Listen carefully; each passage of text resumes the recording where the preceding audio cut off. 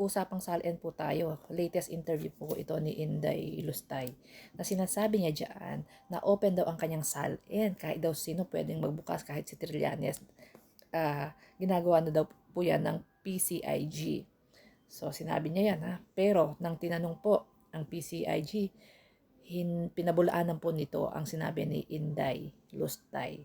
Ang huling silip nila sa salin ni Inday ay 2017. Dahil po, hinigpitan na po ni Digong ang pagbubukas ng salin sa mga politiko.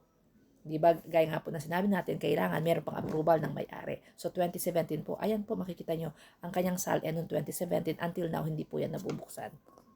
Nasa 30 million lamang ang kanyang asset that time, 2017. Mayor pa siya niyan. Magkano na kaya ngayon? Ang CF niya that time, presidente ang kanyang tatay, 426 million yearly.